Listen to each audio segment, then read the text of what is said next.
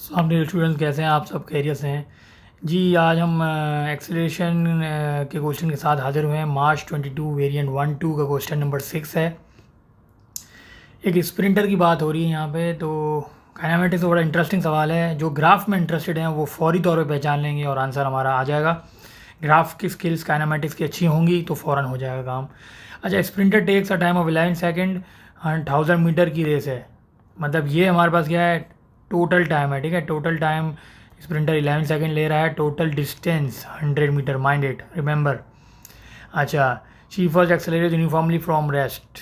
Rest से motion में आता है तो स्टार्ट करता है, एक्सेलरेट करता है रेस्ट से और स्पीड तक पहुंचता है 10 मीटर्स। फिर वो कहता है कि she then run at a constant speed of 10 metre per second until the finish line. एक बात।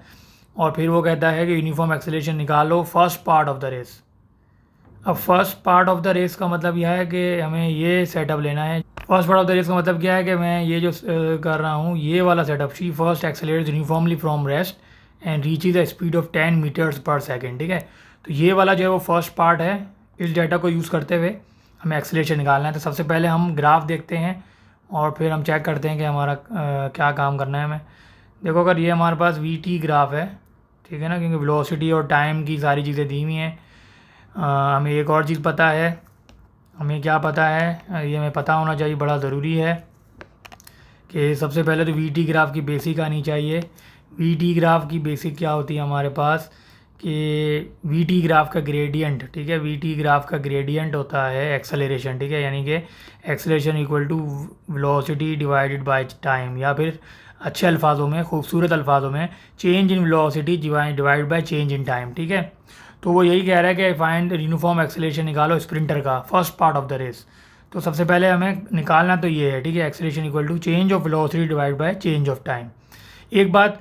दूसरी बात हमें ये भी पता होनी चाहिए कि एरिया अंडर द कर्व, ठीक है, यहाँ पे मैं जो भी बनाऊंगा यहाँ पे, तो ये जो हमारे पास एरिया निकलेगा, एरिया अंडर द कर्व जो भी होगा वो हमारे पास डिस्टेंस होगा। ठीक है, तो हमें दो बातें यहाँ पता होनी चाहिए कि एरिया जो होगा, जो भी हम निकालेंगे, वो क्या होगा, यहाँ डिस्टेंस होगा।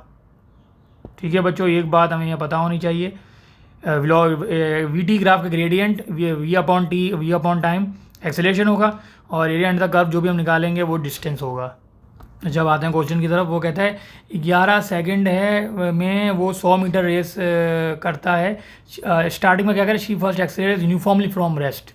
यूनिफॉर्मली का मतलब हमें पता है कि लीनियर लाइन आती है। ठीक है, यूनिफॉर्मली का मतलब लीनियर लाइन आती है, taking speed of 10 metre per second. और एक्सेलरेशन का मतलब ये है कि बिल्कुल स्ट्रेट लाइन आएगी। एक्सेलरेशन का मतलब ये है कि straight line, increasing straight line. ठीक है, और यहाँ पे 10 पे आके,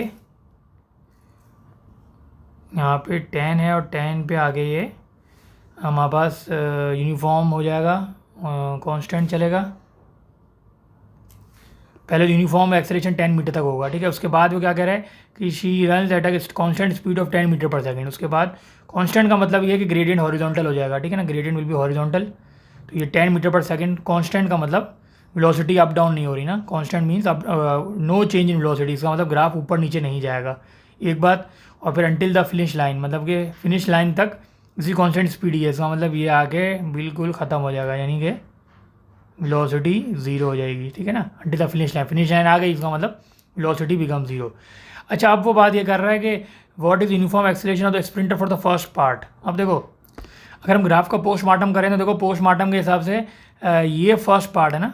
तो ये मैं ज़रा अगर मैं ड्रॉ करूँ, ठीक है, ये मैं अगर ड्रॉ करूँ तो यहाँ पे एक बात और कि टोटल टाइम हमें पता है। ठीक है, टोटल टाइम में पता है, टोटल टाइम कितना है, 11 सेकेंड। ठीक है, तो मैं यहाँ 11 लिख दूंगा, टाइम नहीं लिखेंगे क्योंकि टी मीन्स अननोन, हमें तो पता है टोटल टाइम 11 है। एक बात ये हो गई। अच्छा, एक और बात जो है मिसिंग है, the missing part is 10 metre per second के ऊपर हमें टाइम नहीं पता। ठीक है, तो यही काम करना है। एक्सेलरेशन हमारे पास क्या होता है, बहुत सादा काम करना है। देखो, बहुत सादा काम करना है।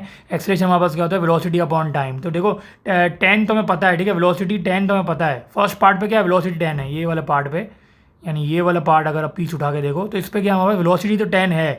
ठीक है, यानी 10 माइनस 0, चेंज इन वेलोसिटी क्या होती है, 0। तो 10 माइनस 0 ये 10 हो जाएगा। और टाइम हमारे पास हमें टाइम पता नहीं है, ठीक है, तो t-0, तो यहाँ पे हमारे पास t आएगा, वो टाइम हमें नहीं पता, तो टाइम के लिए हम सारा काम करेंगे। टाइम के लिए हम काम करेंगे, टाइम यहाँ प्लेस करेंगे 10/t में, और acceleration we will find out. बहुत ही आसान काम है, समझ आ गया होगा। तो इसका मतलब ये है कि हमें एक इक्वेशन बनानी है जिसकी मदद से हम पता लगा सकेंगे भाई असल में है क्या, मतलब टाइम है क्या। अच्छा देखो, एरिया जो होता है, एरिया अंडर द कर्व, वो डिस्टेंस कहलाता है, ठीक है ना। तो अगर मैं इस पूरे कर्व का एरिया निकाल लूँ, तो ये जो ट्रायंगल है, ये वाला फर्स्ट पार्ट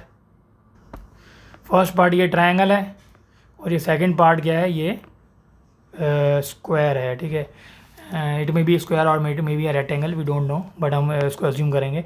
अच्छा आप देखो हमारे पास क्या होता है, area under the curve, area under curve distance होता है, ठीक है। उसने टोटल डिस्टेंस बोला हुआ है 100 मीटर, ठीक है। तो टोटल डिस्टेंस 100 मीटर है, दिस विल बी 100 मीटर, ठीक है। अच्छा अब एरिया अंडर द कर्व के लिए पहला वाला ट्रायंगल है, तो ये क्या हो जाएगा, हाफ बेस इंटू हाइट, यानी कि बेस क्या है, टी है, और हाइट कितनी है इसकी, 10 है। ट्रायंगल की जो हाइट है वो कितनी है, 10 है, तो ये हाफ 10t आ जाएगा प्लस। अच्छा फिर सेकंड में क्या है, एरिया ऑफ रेक्टेंगल, यानी ये क्या होगा, देखो बेस इंटू हाइट। देखो हमें टाइम की वैल्यू पता नहीं है ना, वैसे हम क्या करते हैं, जैसे अगर टी यहाँ पे दिया होता है 5, तो हम 11 - 5 करते हैं, लेकिन हमें टी नहीं पता, तो हम 11 - t करेंगे, ठीक है। तो ये हो जाएगा 11 - t। अच्छा अगेन इसकी ऊंचाई कितनी, ऊंचाई में पता है कि इसकी जो रेक्टेंगल की अगेन ऊंचाई है वो 10 ही है, तो बेस इंटू हाइट के हिसाब से स्क्वायर रेक्टेंगल का फार्मूला है वो ये आ जाएगा। अच्छा बहुत सिंपल है, हमें टाइम चाहिए, टाइम हम निकालेंगे यहाँ पे, तो हमारे पास टाइम यहाँ पे प्लेस कर देंगे 10 से डिवाइड करके, तो हमारे पास टाइम आ जाएगा, एक्सेलरेशन आ जाएगा, सॉरी। तो ये आ जाएगा 100 इक्वल टू 10/2 हो जाएगा 5t, और ये हो जाएगा प्लस, ये हो जाएगा 110 माइनस, ये हो जाएगा 10t।